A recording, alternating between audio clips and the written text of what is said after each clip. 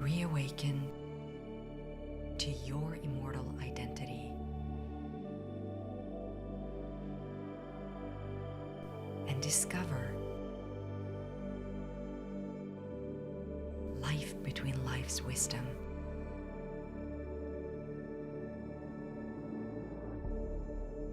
Presented by the Michael Newton Institute.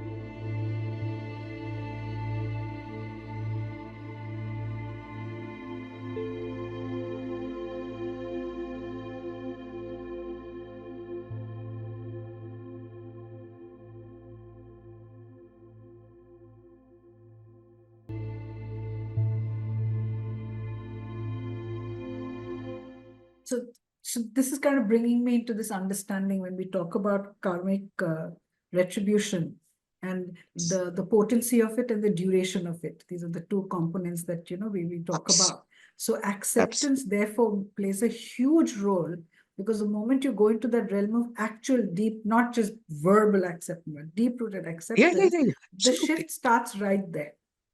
Perfect. Absolute. And it has to be a very, happy is not the right word, because happiness is not the right energy for all acceptance. True. If it is happy acceptance, awesome. If it is a very deep understanding acceptance, that's equally awesome. Typically what we would call like a winter catharsis of sorts. Yeah. Where, as the petals of realization open, yes, space. there is a stillness that comes with the same That's karma. That's it. So once you get there, it's beautiful. Yes. That's the point. So when you're talking, I remember this topic was, I think, 2010, or I think 2010 or 12, yeah. This was in Tasso, this question had come up, and I remember in class we had, gotten quite into it. Now, coming from a background of Buddhism, being born a Hindu, one is getting more into that understanding. But as you describe, what is so very true is that this transition that happens, and it happens in a very organic manner to so many of us. But what you've brought up, it makes me question now, when one is talking about the root and the sacral, if you look at human existence, most of the people are grappling with something which is kind of linked to either the root or the sacral, whether they acknowledge it or not. And what you said is very true. There are many people in the therapeutic fraternity who have this struggle with the root and the sacral, and I've seen it again and again. And I remember one particular, I think it was during COVID, Yuvraj, somebody had reached out about a money workshop. And my first understanding of money workshop actually happened by default years ago, where we did a constellation with money. And it was just one of, when you're in the flow of something after class, during break, you'll end up doing a quick one of those. But what it had done for me is that it had given me a huge amount of food for thought. And root and money has that, the link and the concept of, right? And the concept of karma and all of that. And I've seen a lot of people who struggle with this understanding that if I'm doing something where there is a very dharmic pitch to it, then where does money come into it? And then, one then forgets the concept of the fact that money is just currency, but the energy of money or currency or prosperity or abundance, that's all energy. So if you open yourself and clear that channel of those, this will happen by default. Correct. Right? And this is something which I started toying a lot during that time. And we did a workshop. And I still remember telling her that let's do this. I'm going to give this like free, because if one can crack this, a lot of issues get cracked. Yes. And then when you were talking, it's so very true, because when you understand that there is a karmic story sitting there in the root, and you're not allowing yourself to understand it, or you're probably intellectualizing it, which a lot of people do in our fraternity, they intellectualize it, then the issue stays in the shadow. And you're not really going to go address it because you've gone and intellectualized it. So when you're talking, what's making sense to me is that you may have started from the karmic space, and then there's a transition into the dharmic, that stillness that you're talking about, which you can't verbalize, you can't really describe it, it's just there. Which is also, Indrani, why when therapists start following Buddhist practices, the texture of their life changes. Because in most Buddhist practices, the focus is not on therapy. It's on using chanting and breath work to slowly come into a state of neutrality to accept what is, which is also Hellinger's basic premise in constellation work. Yes. Loving acceptance of what is. So there's a lot of profound depth in this approach of acceptance. Yes. And funnily, once that comes, the true texture of your life plan and life story starts to unfold very beautifully. It does. It seriously does. I mean, this is your interview, and I'm so keen at this moment. Every moment I'm telling myself, I want to tell him that, and I'm like, no, hold back. This is not our chat. This is for the world, so hold back. So this links me exactly to the understanding that comes to me. That when you brought up this understanding of going into the space of neutral acceptance, or first reaching that level of acceptance that then creates the neutrality. And once you're in that space of neutrality, automatically acceptance free flows. And both feed each other, because it's like they fuel each other. Totally. Yeah. Totally. And the net benefit of that is dharma. Yes. That's the payoff. Yes. So, because whatever you've learned to try to close the karma, the benefit goes to people. So your dharmic quotient increases, but your transition will be absolutely sublime the day you realize that you went through this journey only for others. As far as this is concerned, this is it.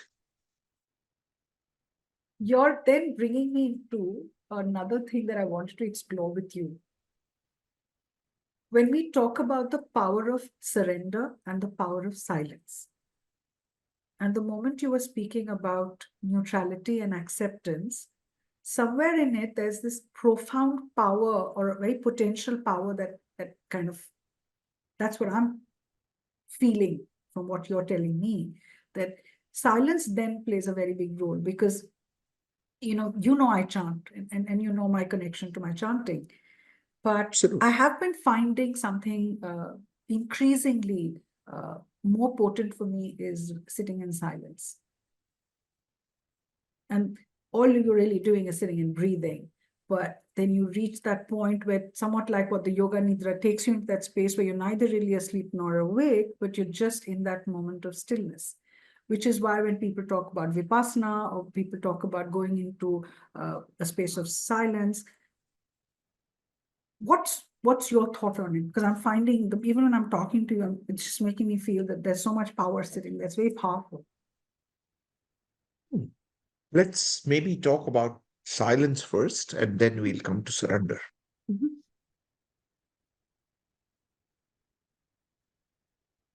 Okay. Let me, again, I'm a model person, as in I like to create models because I find it makes explanations very easy. True. Right now, I suppose you're using a computer or a laptop of some sort to be on the Zoom meet, so am I. Yeah. And it's also one of my favorite examples that I use in class to explain the human system. That's what making this computer work is obviously a hardware, which is the RAM, ROM, hard drive. And then you have the software, which is your Microsoft Word, PowerPoint, Excel, whatever you use. And finally, you have power supply, because after 4 or 5 hours, if the battery goes, pick, plug in your charger. So you need a hardware, you need a software, you need a power supply. Import that or superimpose that analogy to the human, and you have a body, which is your hardware, everything you can touch and feel. By itself useless because dead men tell no tales. So to make this computer called Indrani functional or Yuvraj functional, we need software programs suitably formatted, which is your mind coming in, stages of development, your emotions, your feelings, your attributes, your qualities, everything that's not tangible, but makes the computer run. And then obviously we have the power supply, prana, breath, chi, vitality, soul, the much cliched body, mind, soul approach. Now the funny part. So you have a functional computer, I have a functional computer. If this computer is lying on the table, which it is, you are not around. Will the computer do anything? No. No. Yeah. So there is a body, there is a mind, and there is a soul also. But it's all useless. It does nothing. It's food for thought. For the computer to do something, it needs you or me or an operator. And that operator is awareness. And awareness is a part of a broader framework that we call as consciousness. So now, if you look at consciousness itself, which is the most basic substratum of creation across the cosmos, consciousness can be unconscious, consciousness can be awakened. Unconscious consciousness is before the Big Bang. Awakened consciousness is post the Big Bang.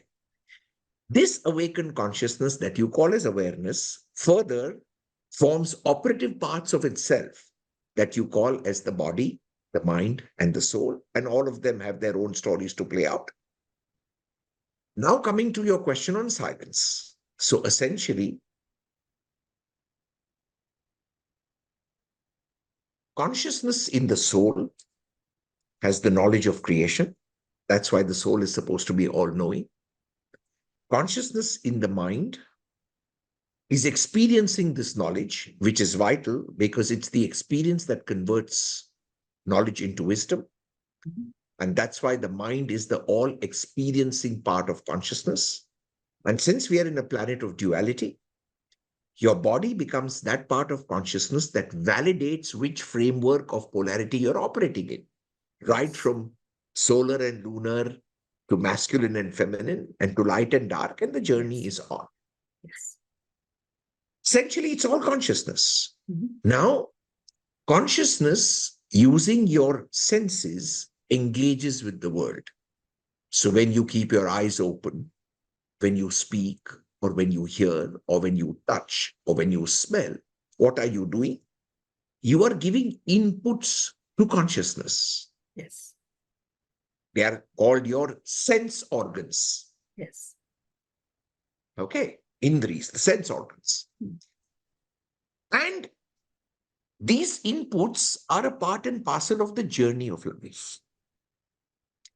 Again, if we go back to karma, if karma is the residue of what we haven't digested, that residue is not anywhere in the cosmos. It's all inside your body. Yes. And the sublime tragedy of being human is you have access to everything outside your body. You have almost no access or no control to anything inside the body. Which means if you want to embark on any journey of karmic closure, self-understanding, figuring out what have you done and put inside, you will need to guide consciousness to go inside. Because otherwise, Your aware consciousness is constantly interfacing with the environment. It's in a give and take space. So what meditation does when you close your eyes is cuts off the visual input that your consciousness needs to process. When you go into silence, it cuts off the consciousness that you would dissipate as energy into the world, because words are spells. That's a Bruce Lee statement, and it's a powerful one. That's how you have the term spelling. It's true. So every time you speak, you're creating a spell. You're creating more stuff outside. And here we are talking of clearing stuff that we've already dumped within the system. So the moment you go into silence, you close your eyes and you regulate your breath, what are you achieving? Consciousness getting focused inwards. And that inward focusing of consciousness, which Vipassana achieves in sometimes, or other meditative practices achieve, helps you to figure out what is it that you have stored in your DNA, which is creating your reality, which you now neutrally need to uncreate. So silence achieves two objectives very beautifully. It serves as a break to mindless and senseless creation. Yes. So of course, when you speak, and if you think and speak, great. But when you mindlessly speak, you're creating realities which technically you'll get fed up of uncreating. And number two, gives you the opportunity to go in and check out what's been swept under the carpet. The carpet, yes. It's a So great, silence great thing helps to do. Yes, yes, because you literally do an inventory. Absolutely the story. So even when you just go in and scan, and it's crazy and shocking to see what things come out with in hypnotherapy. I think one of the changes that I introduced a few years, I think after you had finished studying, was I introduced a concept of organ regeneration. No, we did. And oh, you were there? Was it there when you did you study it? Okay, all right. I know we've done it. Yeah. So where, we do an internal scan focus where I just guide people to go into the body. And it's very strange because even though people do not have a medical background or they don't really know what pancreas looks like, and yet when they come out of that discovery and their journey and what they describe, and when it gets pieces down to emotions and thoughts, and it's shocking to see the physical reversals that people get at a cellular body level, mentally processing through an inner inventory in silence what they found out there in terms of their own storage. It's very true, very true. And the more we guide anybody who's doing sessions, the silenced, where as a therapist, I feel we're just holding space for them in neutrality and compassion. But after that, what they are allowing themselves to see, to reveal to themselves, it's already there. They just need to see it. But they'll only see it if they can go into that inward space and therefore, in certain degrees, surrender to what the silence is revealing to them. Correct. And that brings me to the understanding of how powerful surrender can be. Surrender is, yes.